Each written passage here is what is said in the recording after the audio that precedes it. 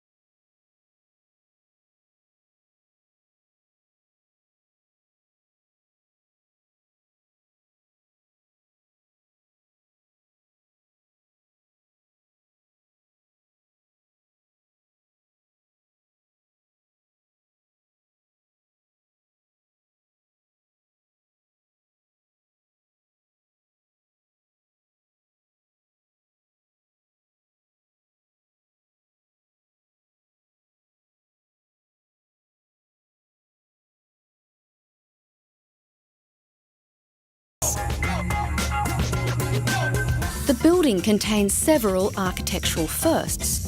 The building's core, which housed the elevator and utility shafts, supported the weight of the entire building.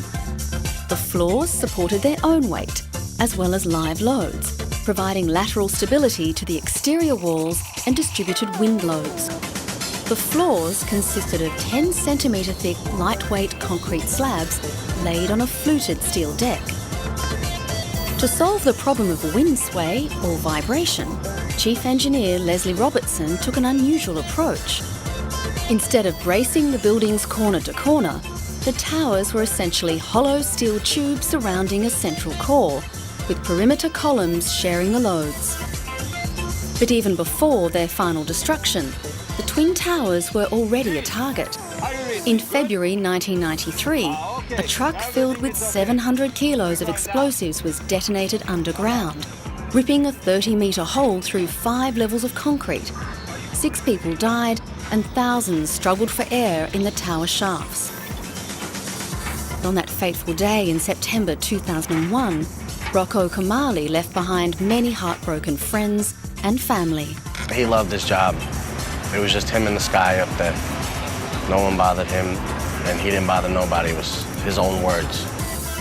It was decided soon after the attacks that the centre would be rebuilt, and a worldwide competition was conducted to find a suitable design. Architect Daniel Liebeskind's Memory Foundations was the winner. The 5-tower design includes the 541-metre Freedom Tower. The height becomes more meaningful when translated into feet. The tower will be 1,776 feet high, the year the American War of Independence began.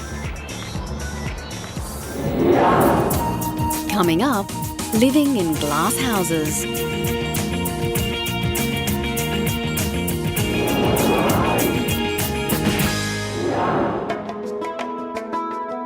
In his lifetime, American Philip Johnson was to many an enigma, an icon of architectural modernism who, for many of his 98 years, lived in the public domain. But despite designs such as the Sculpture Garden at New York's Museum of Modern Art, he captured the public imagination with a building that few were privileged to see or visit, his home, the Glass House. The house was built by Johnson in 1949 in New Canaan, Connecticut. The only way to see the all-glass construction was by receiving an exclusive invitation from the man who lived there. Finally, 3 years after his death in 2005, the see-through construction was opened to the public. The whole thing about a glass house is that it's like a great camping trip. You're here, but you don't have to carry your camping equipment with you, and you can relax in your birthday suit and enjoy outside. Now that it's open to the public, Dorothy Dunn, the director of the visitor experience for the Glass House, says visitors are flocking to see the structure. During the inaugural year of the public opening of the Philip Johnson Glass House, we're welcoming guests who have been waiting their entire careers for access to this great property that was very protected as a private home, where the only access was by invitation from Philip Johnson, to now a public destination. So we're a pilgrimage site. People are coming, they're quiet, they're tearing up. It's very moving, personally moving. Despite his very public life, the one-time dean of the American Architectural Institute lived in a house that was hidden from public view, behind a stone wall overlooking a pond, sitting on his 47-acre estate with rolling hills. The Glass House is a masterpiece of minimalist design. Influenced by the early 1920s German design movement, which championed the use of glass, the exterior is made of glass and charcoal-painted steel.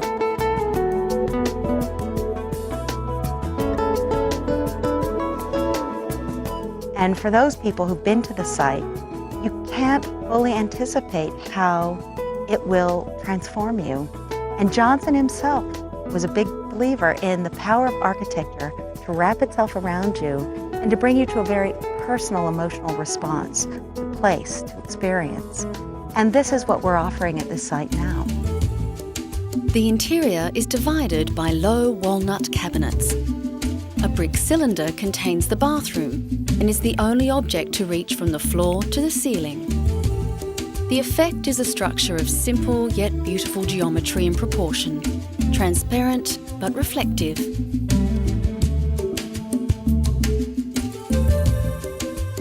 Johnson himself was a controversial figure. Some say he was better known for sheer force of presence than his individual buildings. He was already a notable public figure when he joined the department which created New York's Museum of Modern Art in 1930. Other notable Johnson structures on the property include the Brick House, the Sculpture Gallery and the Painting Gallery, where works by Frank Stella, Andy Warhol and other legendary artists can be found. Johnson grew to become an elder statesman of American architecture. In 1978, he was awarded a gold medal by the American Institute of Architects, an organisation of which he was once the dean. But those who discount his design legacy have to ignore works such as the Lincoln Center for Performing Arts and the Museum of Pre-Columbian Art in Washington. Then there was his contribution to intellectual life, thousands of essays, papers and public talks. The Glass House was declared a National Trust landmark in 1997. There's been no shortage of stories on famous buildings in this series, many of them modern skyscrapers. And we've also seen the many ways people recreate their images, in drawing, sand and even chocolate. But one of our favourites are the ice sculptors. Austria's second biggest city, Graz, hosted the inaugural Ice Art World Championships. And as a result, the city was transformed by a wonderful display of frozen statues of some of the world's most famous landmarks. The story began 6 years ago, when ice sculptor and organiser of the event, Gert J. Hurdle, created an ice nativity scene for the city. Since then, thousands of tourists have flocked to the city each year to marvel at the transient beauty of figures captured in ice. After this success, the city of Graz asked Hurdle to create the Ice Art World Championship. It took him 14 months of planning to bring this event to one of the best preserved old towns in Europe. Prior to the competition, 15 well-known buildings and symbols from around the world were created in ice and were put on display in the city centre. I'm building the ice crib for the 8th time here in Graz. This ice crib is the only one worldwide in these dimensions and size. I've got 45 tonnes of ice altogether. The speciality this year is the huge ice blocks. One block weighs 1,250 kilograms. We had to have special logistics. Gert Hurdle's designs took him and 6 other sculptors 2 weeks to carve in Brussels. Even after all the hard work and planning, things can still go wrong. Gert came close to seeing one of his creations shattered on top of him. Once the sculptures arrived from Brussels, it was time to put them in place in the city centre.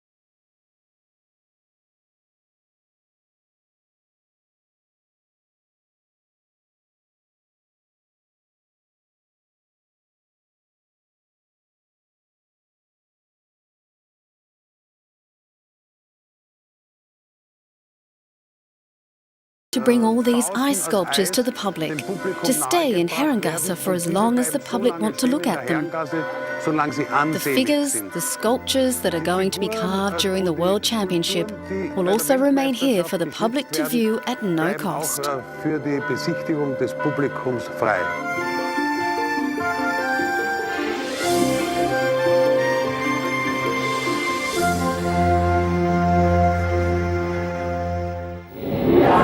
Coming up, the Lavadia Palace.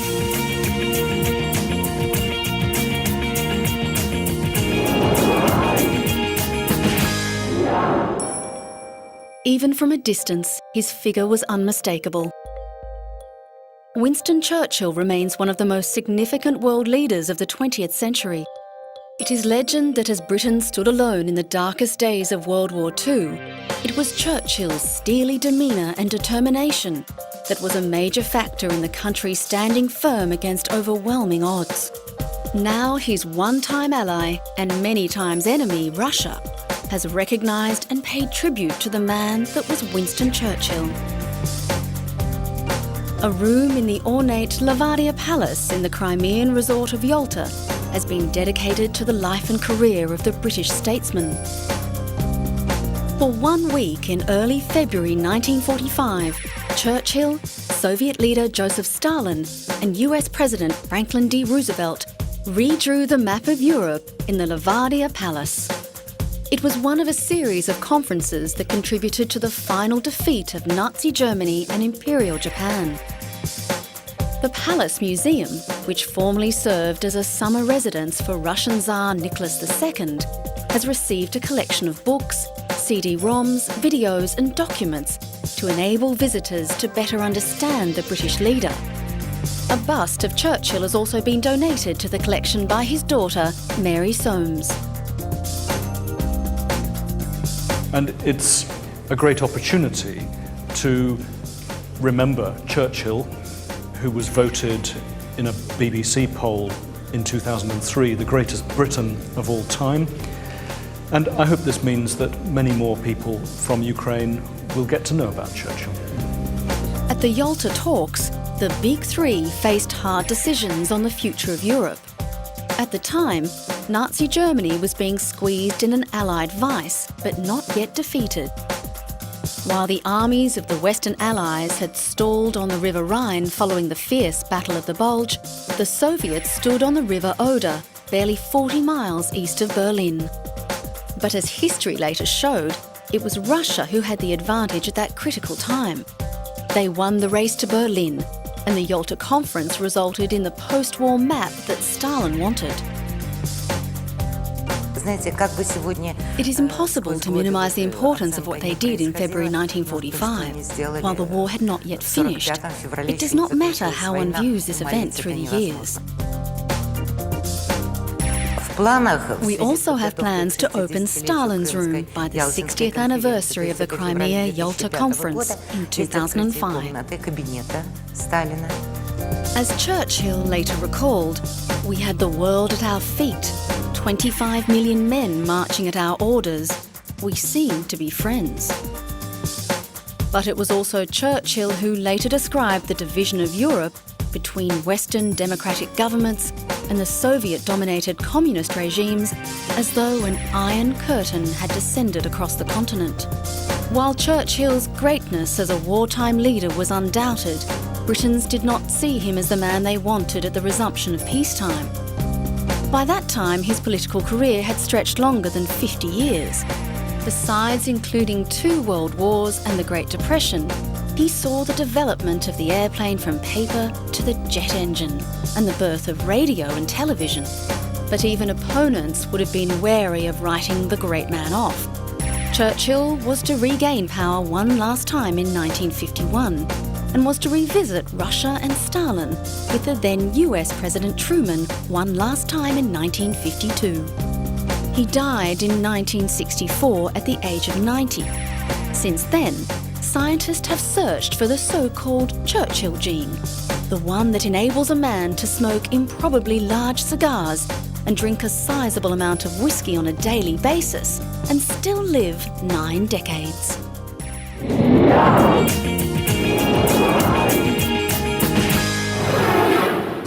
Australia is the world's only island continent and is home to many famous natural landmarks. The Great Barrier Reef is one of the few natural phenomena to be clearly seen from space.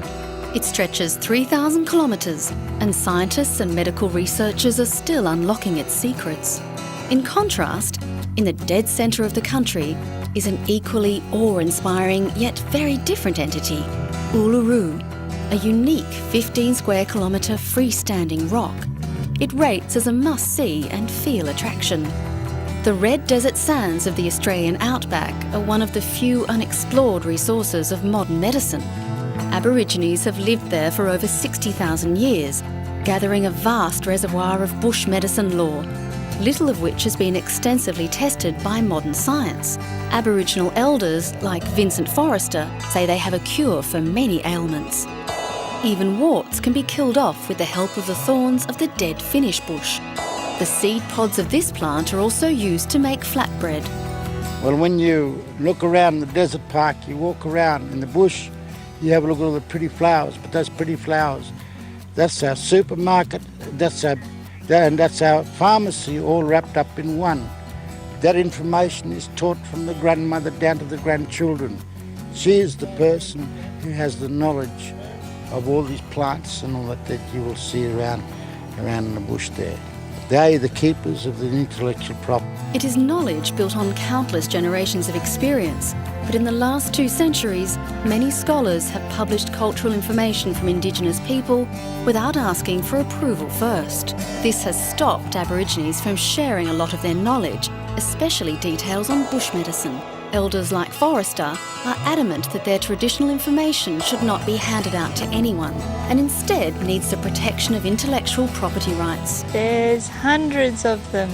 Aboriginal people have known about lots of different plants, lots of ones that we still don't know about, but we're yet to find a lot of them and what they're good for. So here at the park we go out and look for different types of plants that might be useful to people in their gardens. But Aboriginal people have had this knowledge for tens of thousands of years, so for them it's nothing new. 3 years ago, a far-reaching ethno-pharmacological study of Australian medicinal plants was begun, aimed at documenting the medical knowledge of elders in the Yagul community.